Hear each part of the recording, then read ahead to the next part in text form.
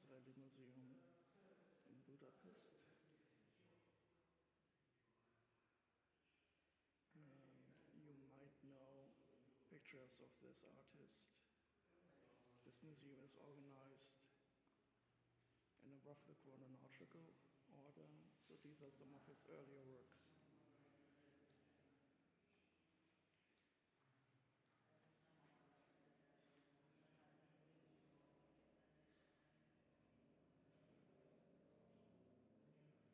This one is, I think, quite wonderful, and it foreshadows a bit of what his later works will look like.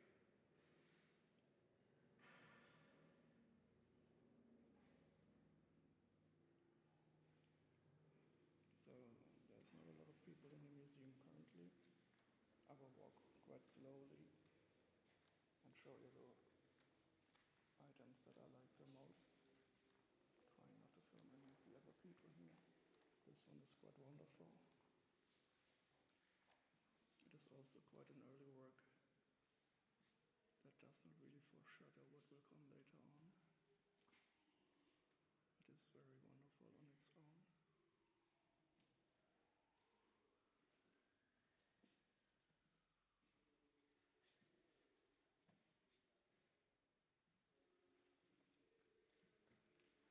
So this artist lived in Paris during the war. And here you can already see some more foreshadowing. I will skip through this quite quickly.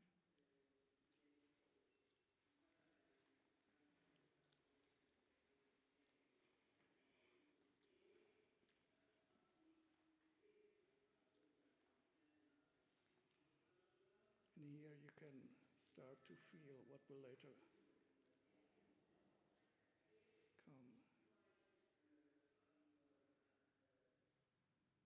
So this artist quite deeply speaks to me.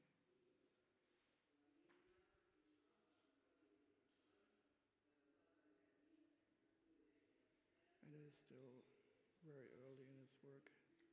I will not try to spoil it too much, so I cannot show you the cube here and the chess set there. And now we are getting closer to the style that he will be famous for.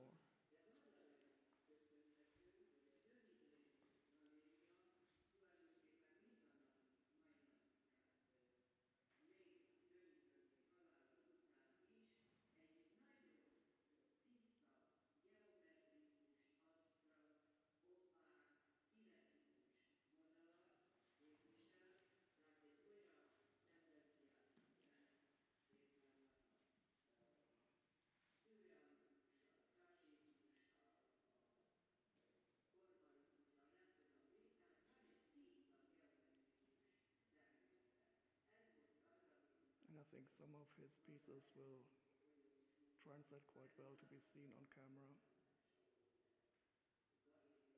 Others will probably not, but I think this will already be a bit helpful in foreseeing his style of portraying movement.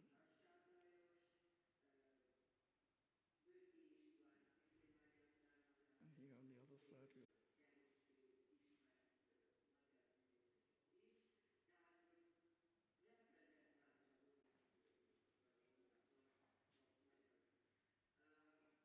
absolutely brilliant. So I have spent several hours already in the museum, so I know what we will see. And I will skip a bit more quickly, but you can spend hours just staring at these. So we are still in quite an early phase, but now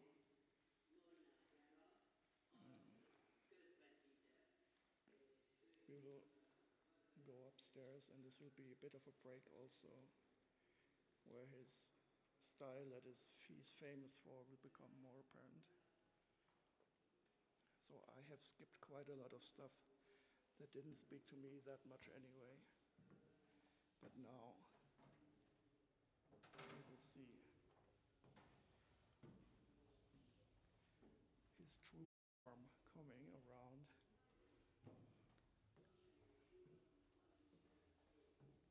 I've never played Pokemon, but I think they also evolved somehow, just like this artist did, into the 60s and 70s. And you will probably know some of these pictures, for which he was actually quite famous.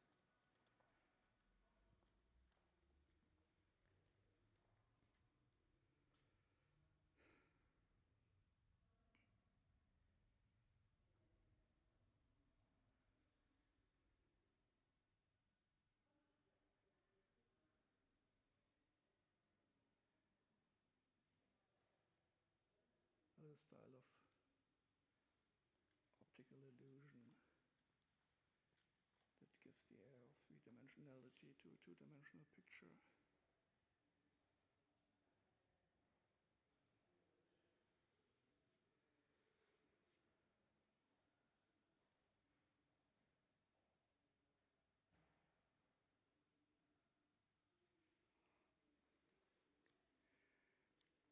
And I will show you pictures that I enjoy the most. There's also some rare 3D objects made of aluminium. You can see the nice reflection on the wall.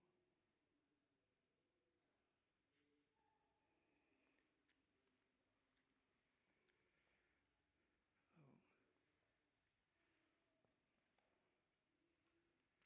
These works are simply fantastic.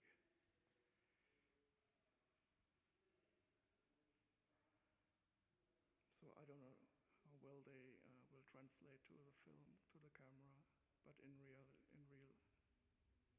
seeing them with your eyes, it is simply brilliant. This one is really quite amazing.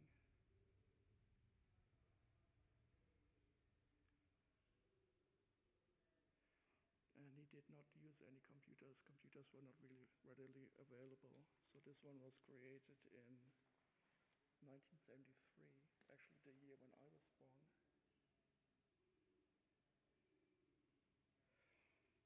And this one gives me some memory of some paintings of M.C. Escher, who also created these wonderful three-dimensional planes without any scientific knowledge of mathematics.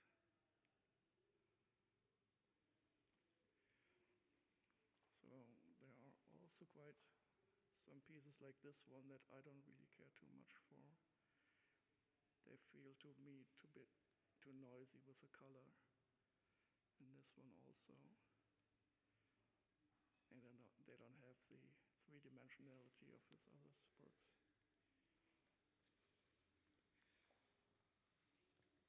So this one is probably quite famous also. It is classic cube that can be inverted. And what I found interesting here is that the cutout is not square. We have 45-degree angle here and here. So the cutout of the cube is not completely rectangular, and I think he did this so that the inner cube can seem more cube-like. Oh wait, where do we have here? Dark sky builds. My mic is almost silent. Oh no. I don't know. How can I change this? Is it better now?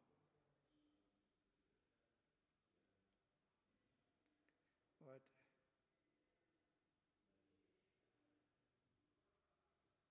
Can you hear me? I don't know how I can set the volume, to be honest.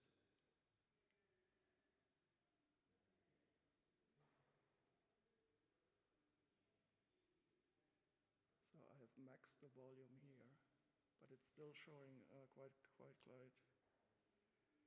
I don't want to talk too loud either. Maybe that's the problem.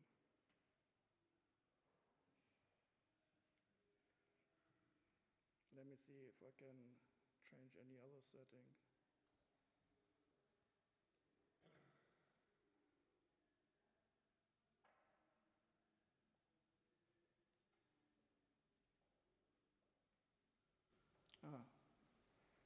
The input gain was a bit down.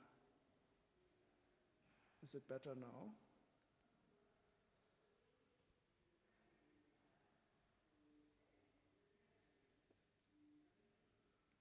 Yeah, so it looks at least here on my monitor quite a lot louder. I hope the rest wasn't completely inaudible. I was saying so many cool things. No, it's maxed out now.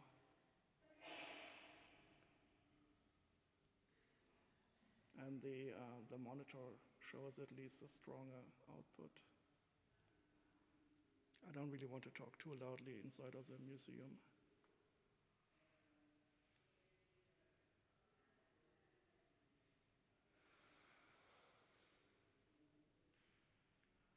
I'll try holding it a bit closer to my mouth. Oh no, I will have to listen to it later on. Well, it doesn't matter, that's how life is. I will just show you the wonderful pieces. My audio is not that important anyway.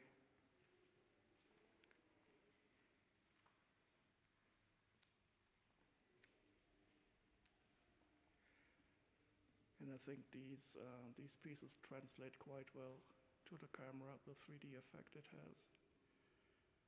And I'm completely awed by this artist. Especially since he did not use any computers or tools to create the 3D illusions. And his work with the colors is just phenomenal. There are so many wonderful ones. Unfortunately, I cannot show you them all for as long as I would like.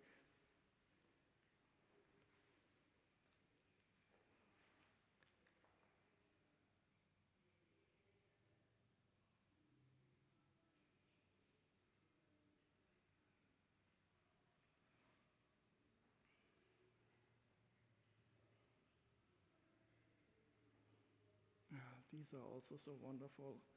It looks actually it's fantastic to walk towards them with a camera because it gives it this 3D effect quite nicely.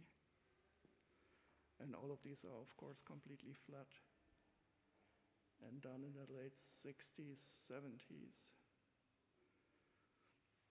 I will close up a bit on this one to show you that these are simple geometric shapes.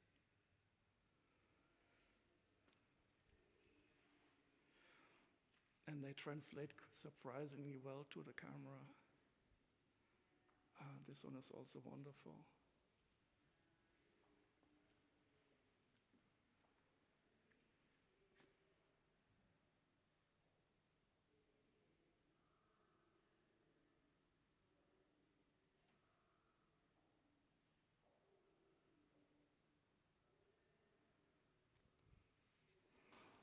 I'm just a bit sad that this mobile phone doesn't have as good a camera as my old one had.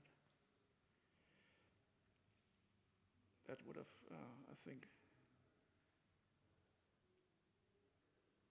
the 3D effect on this one is even better through the camera than in real life. You have the illusion of dents or bumps in the side of the cube. Really wonderful.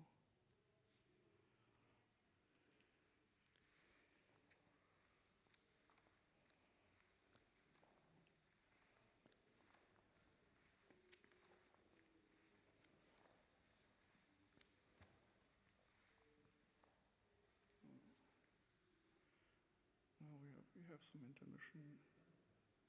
This is a nice object that is actually three-dimensional. I can walk around it. The colors are simply brilliant on this one. Trying not to film the other visitors.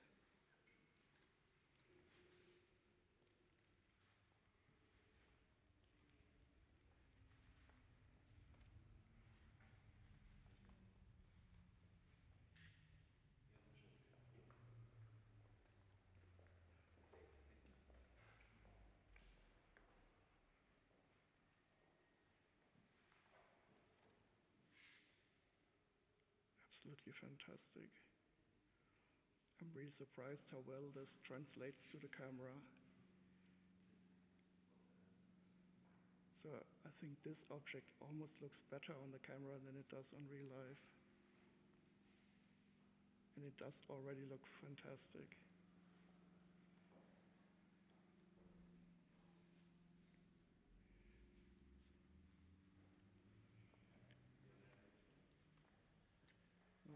these items I did not care too much, but this one is quite special. It is absolutely huge, and it is a woven canvas, it's not a painting. So if we go closer to it, I will be able to show you the details.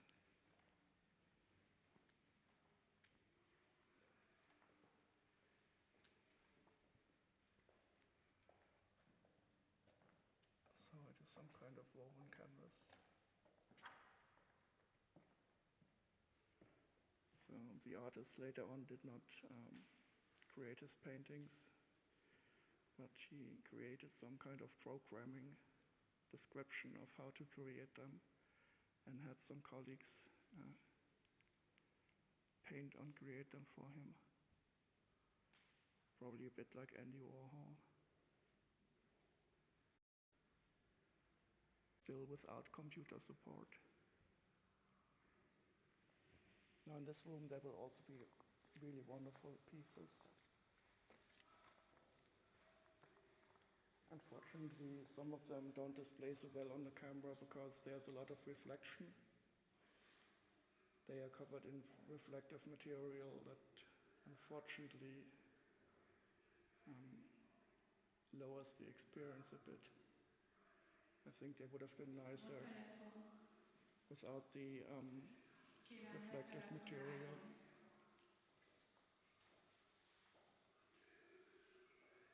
And you can see my reflection here. This one is quite interesting, and you can see the simple panels. Oops, I'm probably not allowed to film it.